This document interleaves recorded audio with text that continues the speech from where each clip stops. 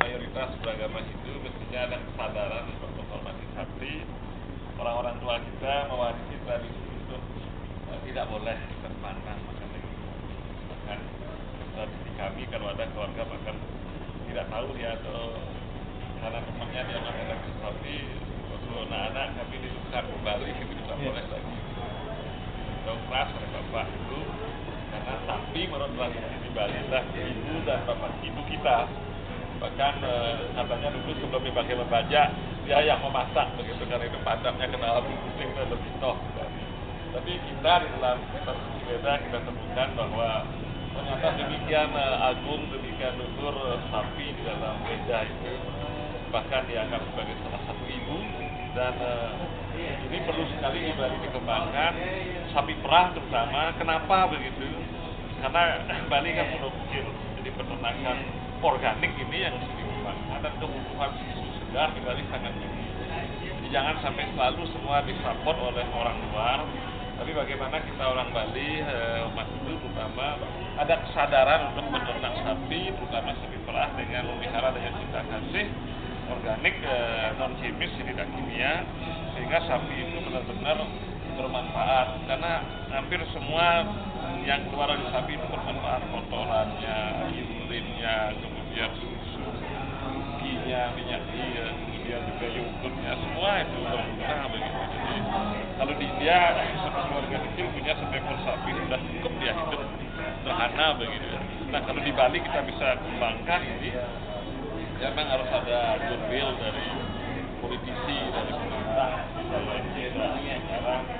dan kalau mungkin dihindari perdagangan atau apalagi pembantaian pemotongan sapi di Bali.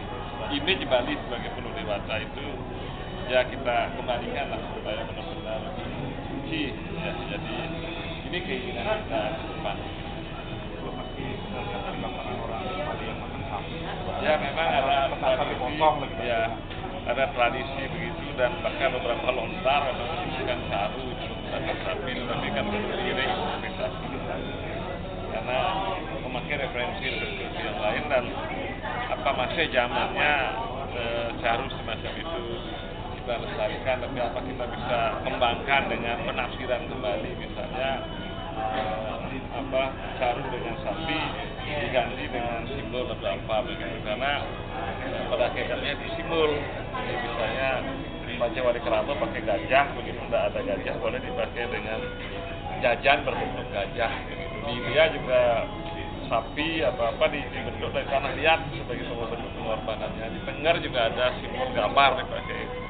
Ini sebagai referensi penting. Jadi memang kembali pada kesadaran. Tapi penelitian ilmiah menunjukkan bahwa kalau sapi di badannya sapi itu hampir sama sekian persennya dengan DNA manusia begitu. Karena itu di antara binatang dalam Weda itu paling dekat dengan manusia yang dikatakan.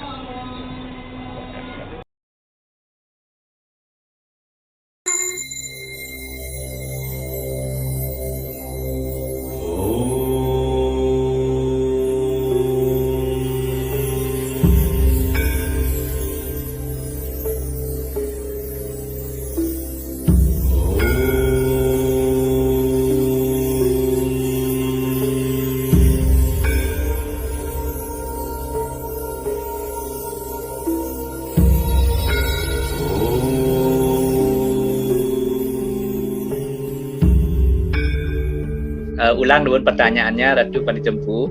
Apa yang dimaksud dengan dikse menurut Weda? Karena tadi sudah banyak dijelaskan mengenai Dwijati dan juga diksa menurut tradisi.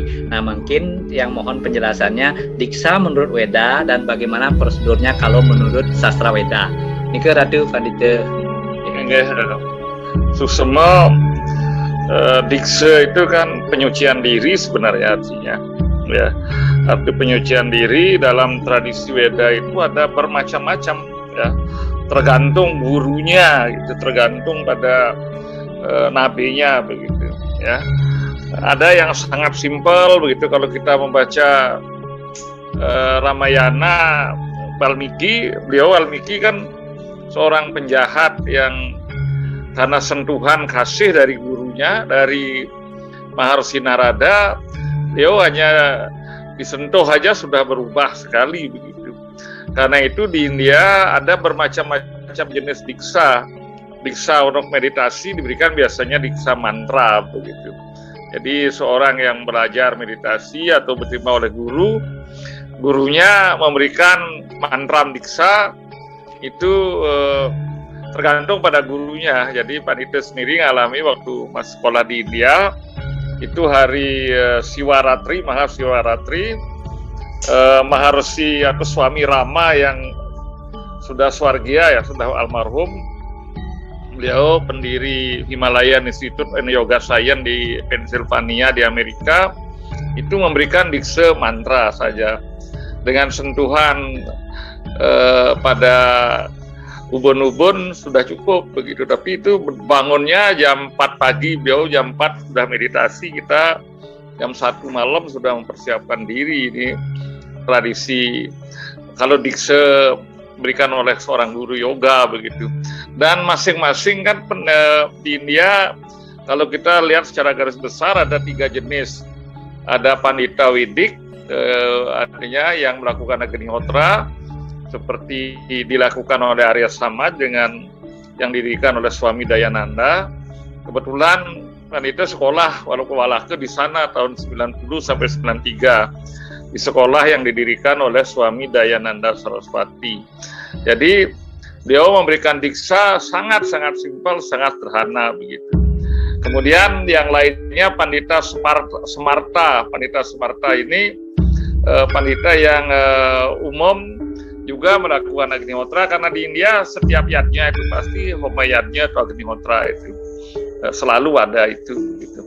Kemudian yang ketiga Pandita Sakta atau Pandita Sakti, dan di Bali adalah Pandita Tantrayana, Vajrayana. Jadi yang mendapat pengaruh juga dari ajaran Siwa Siddhanta. Penelitian tahun 2015 oleh Michelle Stephen di Bali dengan membandingkan di Tibet, di Nepal, dan di India, ternyata pendeta Bali adalah pendeta Siwa Siddhanta Tantrayana atau pendeta Tantrayana Siwa Siddhanta dengan ciri Vajrayana gitu. Apa ciri Vajrayana itu? Vajra itu petir, Vajrayana jalan Vajra. Ini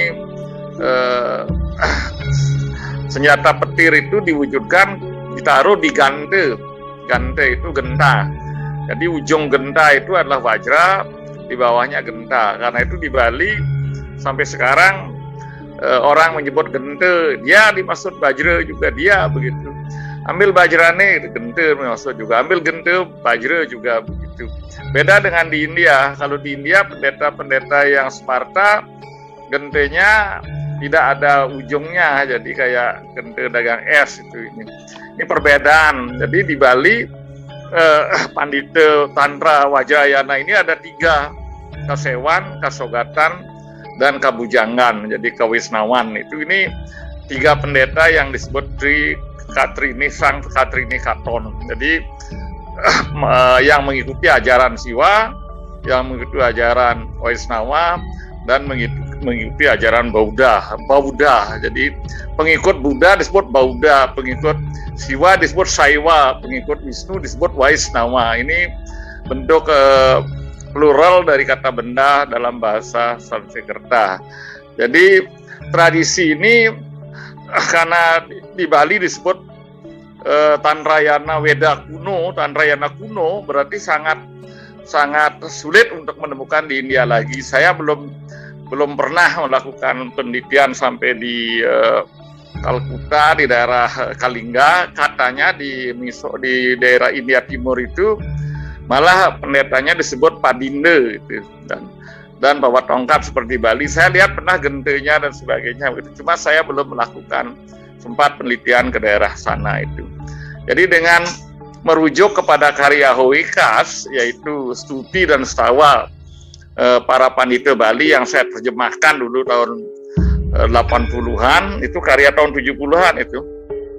80 atau 90 saya terjemahkan buku itu ke dalam bahasa Indonesia dengan maksud bahwa ketiga pendeta ini baik Saiwa, Bauddha, Bujangga membaca buku itu sebagai pegangan.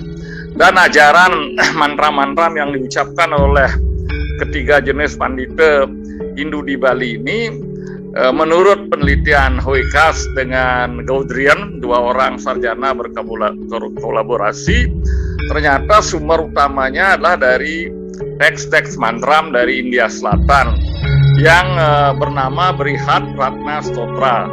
Kalau melihat arti katanya, Brihat besar, Ratna permata, Stotra pemujaan. Jadi himpunan buku besar tentang pemujaan. Memang sekitar 300 mantram, dan Hoekas memberikan nomor tidak berurutan 1, 3, 9, 12 dan seterusnya begitu. Kenapa? Karena Hoekas dalam buku tersebut berpesan kepada pembaca, kalau menemukan mantra-mantra baru yang sejenis atau yang berbeda, bisa diberikan masukan di dalam nomor-nomor tersebut. Karena Hoekas melakukan penelitian tahun 70, ternyata beberapa ide pandita empu seperti nabi kami di Bongkase, Sinuwun, tidak ada mantra-mantramnya dalam bukunya Hoekas. Berarti Hoekas tidak pernah meneliti sampai ke Bongkase pada waktu itu, karena memang betul di Bongkase belum ada melinggih, mungkin tahun 70-an kan, 73 kalau tidak salah baru mulai melinggih begitu. Jadi di bawah itu belum, sehingga Hoekas melakukan penelitian hanya di geria-geria Ida Pedanda Siwa, Buddha, dan Ida Resi Bujangga di seluruh Bali begitu. Jadi Hoekas sengaja memberikan nomor-nomor itu, karena nomor-nomor itu supaya diisi, nomor-nomor kosong itu. Artinya orang Bali supaya menggali kekayaannya lagi untuk dikaji bersama-sama. Jadi intinya tradisi Bali ini tetap tidak terlepas daripada sumbernya Weda, karena bahkan di Bali mantra pendeta itu disebut Weda, ngelingyang Weda dan sebagainya. Kalau kita secara ilmiah bicara, beliau ngelingyang puja, bukan Weda dalam pengertian catur Weda. Karena dulu Dr. Boris, Frederick, termasuk Profesor Mandre menyatakan memang zaman dulu di Bali tidak dikenal catur Weda dalam arti buku besar yang sudah diterjemahkan didalin ke dalam huruf Latin bahasa Indonesia. Sudah. Ini tidak pernah ada zaman dulu. Lantas bagaimana para pendeta kita, sastrawan kita mengenal catur Weda itu? Catur Weda dikenal melalui pembacaan Ramayana Kakawin, Bharatayuda, dan Parwa-Parwa, termasuk juga Purana. Di Indonesia hanya ada 1 Purana, yaitu Brahmanda Purana saja, sedangkan 17 Purana lagi tidak ditemukan. Kemudian di Bali ada diwarisi Raja Purana Pura Besakeh. Ternyata Raja Purana Pura Besakeh berbeda dengan Mahapurana atau Upapurana di India. Kalau di India Mahapurana ada 18, Upapurana ada 18 juga. Dan salah satu yang besar adalah Brahmanda Purana yang sampai ke Jawa zaman dulu. Jadi ini yang diwarisi begitu. Pegangan apa yang dipakai oleh para pendeta kita? Para pendeta kita dari segi filosofinya memegang yang namanya tatwa-tatwa, Ganapati tatwa, Raspati tatwa, Jnana Siddhanta, apalagi Tatwa Jnana, Maha Jnana, Sangka Mahayanikan, ini untuk Buddha, Purwaka Bumi dan sebagainya dan sebagainya. Kemudian untuk pujanya itu mantra-mantra yang tadi atau stotra tadi yang jumlahnya banyak yang dihimpun oleh Hoekas, yang sumbernya katanya itu adalah Brihat Ratna Stotra dari India Selatan. Jadi saya belum menemukan sumber ini. Mudah-mudahan kita punya relasi ke depan untuk meneliti ke India Selatan, mencari sumber-sumber puja yang ada di Bali ini. Karena bagaimanapun Bali tidak bisa melepaskan diri dari India begitu. Karena itu pembelajaran Sanskerta mutlak gitu. Jadi untuk mengenal mantra-mantra ini secara benar, ya harus belajar bahasa Sanskerta sehingga memahami. Jadi hubungan Bali dengan India lewat puja mantra itu jelas sekali ya. Kalau kita tidak mengambil puja mantra dari India, apa yang kita pakai pegangan? Karena sumber kehidupan pendeta sehari-hari dalam melakukan pancayatnya, jadi dewa, pitra, resi, manusia, dan budayanya, semua memakai mantra-mantra Sanskerta. Kalau memakai mandram berbahasa Bali atau Jawa kuno, namanya mese itu. Se itu biasanya digunakan oleh para pemangku begitu. Jadi kehidupan hubungan Weda dengan Puja Mandra sudah saya jelaskan tadi. Weda itu mengaliri semua ajaran suci Hindu sampai kepada kitab-kitab tattwa di Bali. Itu ada kutipan-kutipan dari kitab suci Weda, terutama kutipan mandram yang namanya Gayatri. Ini Gayatri mandram diulang-ulang dalam berbagai buku yang muncul belakangan setelah Weda. Jadi di Bali tidak terlepas dengan dengan puja mantra, dengan mantra-mantra esensi yang berasal dari India itu. Memang demikian keadaannya. Shanti, Shanti, Shanti.